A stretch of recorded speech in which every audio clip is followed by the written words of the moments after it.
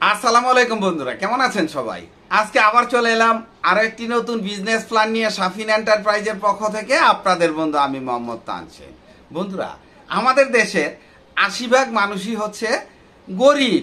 আর এই ৮০% মানুষকে গরিব বলার কারণ হচ্ছে আমাদের দেশে যারা মধ্যবিত্ত আছে তারাও বর্তমানে গরিব গরিবা না হলে চলে, গরিবত্বের জীবনযাপন করে। কারণ প্রতিনিয়ত দ্রব্যমূল্যের ঊর্ধ্বগতি মধ্যবিত্তদেরকেও গরিব বানিয়ে ছেড়েছে। আর এই গরিবত্বের জন্য আমরা কাকে দায়ী করি? সর্বপ্রথম আমরা আমাদের ভাগ্যকে দায়ী করি। দ্বিতীয়ত আমরা সরকার এবং পরিবেশ পরিস্থিতিকে দায়ী করে থাকি। বন্ধুরা, আমাদের মধ্যে আরো কিছু লোক আছে যারা আমরা চিন্তা করি যে সৃষ্টিকর্তা মনে হয় আমাকে পছন্দ করে না, তাই আমাকে গরিব বানিয়ে তৈরি করেছেন, গরিব বানিয়েছেন। আসলে গরিব হয়ে জন্মানোটা দোষের কিছু না, কিন্তু গরিব হয়ে মৃত্যুবরণ করাটা দোষের কিছু। কারণ আপনি আপনার ভাগ্যটাকে পরিবর্তন করতে পারেন নাই। আর যারা এই সমস্ত চিন্তা ভাবনা নিয়ে দিনাতিপাত করে, সবাই ভুল ধারণা নিয়ে দিনাতিপাত করে। কারণ আপনার বুদ্ধিটাকে আপনি সঠিক জায়গায় পরিচালিত করতে পারেন নাই, তাই আপনি গরিবই থেকে গেছেন। আর যে মাথাটা খাটিয়ে একটু চিন্তা ভাবনা করে নিজের মতো করে পয়সা উপার্জন করেছে এবং সে সঞ্চয় করেছে, তারা ঠিকই ধনী হয়ে গেছে, তাদের ভাগ্য ঠিকই পরিবর্তন করে হয়ে গেছে।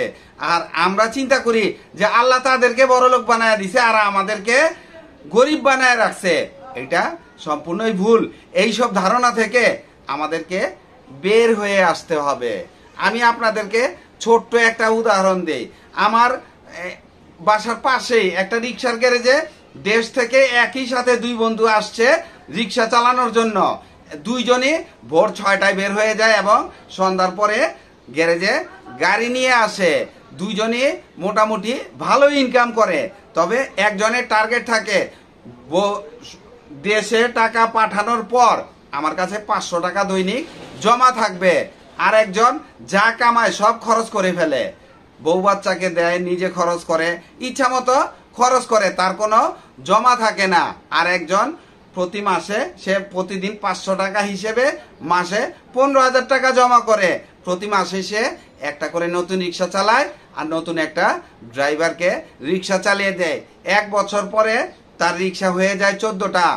আর যে ওই 1 টাকাও জমা না করে, তার একটাও রিক্সা হয় না, সে ওই কামলাই থাকে, রিক্সা চালকই থেকে যায়। আর 2 বছর পর দেখা গেছে তা ওই রিক্সাওয়ালার 40টা রিক্সা হয়। আর তখন সে ওই গ্যারেজে আর রিক্সা চালায় না, নতুন একটা গ্যারেজ ভাড়া নিয়ে নিজেই রিক্সার গ্যারেজের মালিক বনে যান। 4-5 বছর পর দেখা গেছে উনি কোটিপতি হয়ে গেছে। আর ওই সাথের বন্ধু ওই রিক্সাওয়ালাই থেকে গেছে। এটা থেকে আমরা কি শিক্ষা পেলাম? যে মাথা না খাটাইলে কোনো কিছু হবে না। একসাথেই গাড়ি চালাইছে, অথচ একজন একটা রিক্সাও কিনতে পারে নাই, রিক্সার ড্রাইভারই থেকে গেছে, আরেকজন কোটিপতি হয়ে গেছে 4-5 বছরের ব্যবধানে। এটা দুইজনে 2 রকম চিন্তা করছে। একজনে সেভ করছে একটু কষ্ট করে, 2 বছর কষ্ট করে, আরেকজন আটানাও সেভ করে সে নিজের মতো করে আনন্দ ফুর্তিও করছে, সংসারও চালাইছে। তাই আপনি যে কাজই করেন, ছোট হোক না, ওইখান থেকে আপনাকে সেভ করতে হবে। আমি 500 টাকা জমাই দেখো না, 100 টাকাই জমান না আপনি দৈনিক। 100 টাকা জমাইলে তো বছরে 36,000 টাকা হয়। তাইলে ওই 36,000 টাকা দিয়ে আপনি ব্যবসা শুরু করেন, নতুন করে শুরু করেন, অন্য কিছু করেন, আপনি সাইড বিজনেস করেন, অনেক কিছুই দুনিয়াতে করার আছে। আপনার মাথাটা খাটান না, তাই আপনি করেন না, যা আছে সব খরচ করে ফেলেন। তো এই এক্সাম্পল দিয়ে আপনাদেরকে ছোট্ট একটা শিক্ষা নিতে হবে। বন্ধুরা, আজকে আপনাদের জন্য যে বিজনেস আইডিয়াটি নিয়ে এসেছি, মাস্টার অফ বিজনেস খ্যাত হার্ডওয়্যার বিজনেস আইডিয়া। বন্ধুরা, আপনার কাছে যদি 5,000 টাকাও থাকে এই ব্যবসা করতে পারবেন। আমার মনে হয় সবাই হার্ডওয়্যারের ব্যবসা সম্পর্কে জানেন, অনেকেরই ধারণা আছে যে 5,000 টাকা শুনে মাথা চক্ষু চড়ক গাছ হয়েছে যে 5,000 টাকা দিয়ে কেমনে ব্যবসা করবো, এই লোক কি পাগল হয়ে গেছে? আসলেই না, 5,000 টাকা দিয়েই শুরু করবেন। আপনার কাছে 5 লাখ টাকা থাকলে আপনি খুচরা করবেন, আর 5,000 টাকা থাকলে আপনি হোলসেল করবেন। আপনি দোকানে দোকানে গিয়ে আগে হার্ডওয়্যারের মাল সম্পর্কে একটা ধারণা নেন এবং ছোট্ট করে একটা লিস্ট বানান কি কি আইটেম আপনি কিনে হোলসেল বিক্রি করবেন। এরপরে আপনি ওই টাকা নিয়ে মোকামে যাবেন, মূল মোকাম থেকে মাল এনে খুচরা দোকানে বিক্রি করবেন। প্রয়োজনে প্রতিদিনই আপনি আপ ডাউন করতে থাকেন, মাল বিক্রি করতে থাকেন। ব্যবসাটা যখন বুঝে যাবেন, আপনি অল্প কিছু টাকা ইনভেস্ট করলেন, হয়তো 1 সপ্তাহ মাল আনলেন, প্রতিদিন মাল বিক্রি করলেন, 1 সপ্তাহ পর পর আপনি মোকামে গেলেন। এরপরে যখন আপনি 2-4 বছর করার পরে আপনার ক্যাশ বেড়ে যাবে, তখন আপনি খুচরা দোকান করলেন। আর এই ব্যবসাটা কেন করবেন বন্ধুরা? এই ব্যবসাটা এই কারণেই করবেন, এই ব্যবসায় প্রফিট মার্জিন অনেক বেশি, আর এই ব্যবসার গোমর অনেকেই জানে না। আর সবচাইতে বড় কথা, ক্রমবর্ধমান জনসংখ্যার দেশে বাড়িঘরও ওইভাবেই বৃদ্ধি পাচ্ছে। আর বাড়িঘর যে হারে বৃদ্ধি পাচ্ছে, এই হার্ডওয়্যারের পণ্যের চাহিদাও ঠিক ওইভাবেই বৃদ্ধি পাচ্ছে। তাই এই ব্যবসাটা কখনোই বন্ধ হওয়ার না, এই কারণেই এই ব্যবসাটা করবেন। আর সবচাইতে জনসমাগম যেখানে, ওই জায়গায় আপনি যদি খুচরা করতে চান, ওই জায়গায় একটি দোকান নিয়ে আপনি খুচরা ব্যবসা করতে পারবেন। আর এই খুচরা ব্যবসা আপনি যখন করবেন, তখন আপনার সাথে কেউ পারবে না। এই কারণেই পারবে না, কারণ আপনি তৃণমূল থেকে শুরু করছেন, মাত্র 5,000 টাকা দিয়ে ব্যবসা শুরু করছেন। ব্যবসার অভিজ্ঞতা হয়েছে, আস্তে আস্তে পুঁজি বাড়াইছেন, এরপরে আপনি ব্যবসা শুরু করছেন। আপনার সাথে মোকামও কেউ ভালো চিনবে না, মালও কেউ ভালো চিনবে না, এবং আপনি এতটাই অভিজ্ঞ হবেন যে আপনি সবচাইতে ভালো মাল সবচাইতে কমে কিনবেন এবং সবচাইতে কমে বিক্রি করে দিবেন, যেন আপনার কাস্টমার বেশি বৃদ্ধি পায়।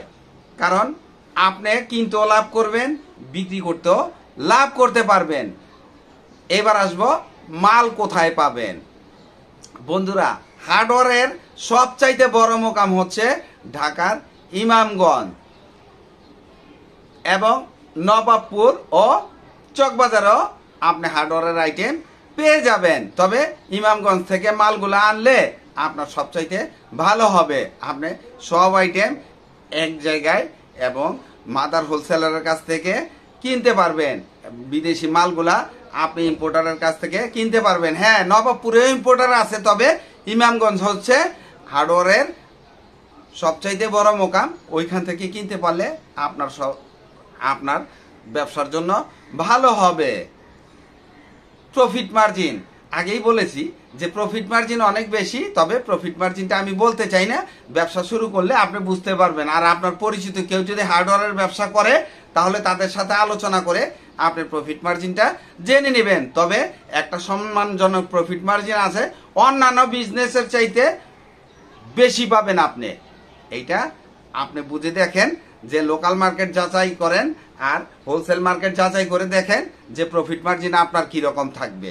আমার এই ভিডিওটি যদি ভালো লাগে তাহলে একটা লাইক দিবেন, কমেন্টস করে জানাবেন, আমার চ্যানেলটি সাবস্ক্রাইব করবেন এবং পাশে থাকা বেল আইকনটি প্রেস করে দিয়েন, যেন পরবর্তী নতুন কোনো বিজনেস আইডিয়া আপলোড দেওয়ার সাথে সাথে আপনার মোবাইলে সর্বপ্রথম নোটিফিকেশন চলে যায়। আসসালামু আলাইকুম।